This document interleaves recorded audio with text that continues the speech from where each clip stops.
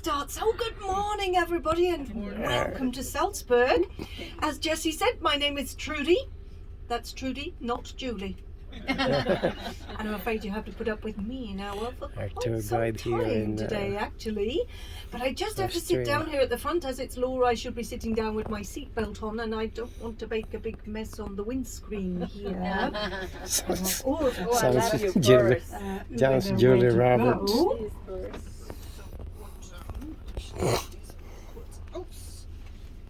That's cute.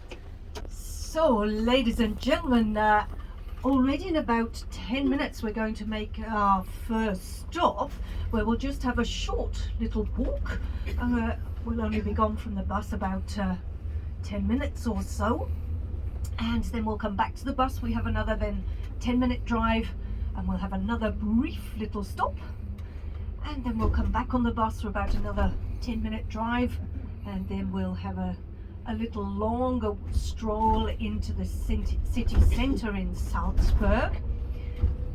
Then you'll have some free time for spots to eat before we then join the bus again and head out towards our lake district this afternoon. So just to give you a little idea of what we're going to do to you today. Like Julia Roberts. Lots of things to show you. Julia. And I know where all the best photo spots are, so don't worry, I'll let you know about those. But before our first stop, I'd like to tell you first of all a little bit about the true story of the Trapp family. Because you know, our film, The Sound of Music, was based on a true story. Well, I say based on a true story. But of course in Hollywood they're able to make all sorts of changes. They can do whatever they want to in Hollywood. I wonder what they could do for me. But Maria Kuchera was her name before she was married. She really did come here to Salzburg to become a nun. That was true. She went to the Nonnberg Abbey, which we'll see on our way round today. But she didn't last too long as a nun, because the Mother Abbess sent her out to become governess to Captain von Trapp with his 7 children.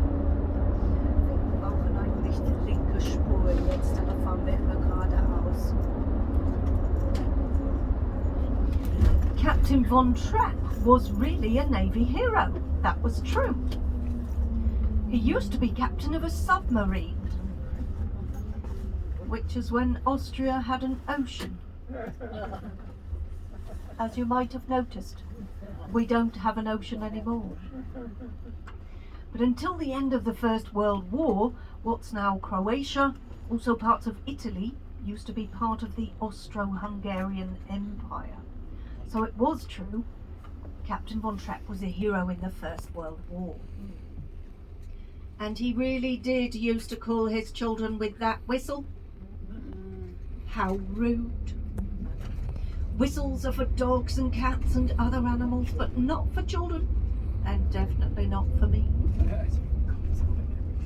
But Captain von Trapp had lost his first wife, which was a little careless of him. I hope you don't mind my sense of humour today. But in case you haven't noticed, I am British. So that does mean I have a very British sense of humour. Hopefully I won't offend anybody with it today. But I've been living here now in Austria for quite some time, and now I have far too many of these Austrian dresses. I can never leave here again. Captain von Trapp's first wife was also British, Lady Whitehead. And as a little trivia, it was her grandfather who invented the torpedo. But unfortunately, Lady Whitehead died about a year after her 7th child was born. She died of scarlet fever, and so Captain von Trapp and Maria really did get married. That was true.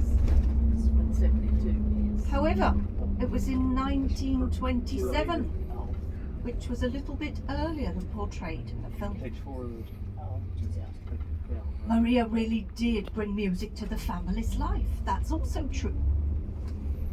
She taught the children to sing all sorts of Austrian folk songs. Not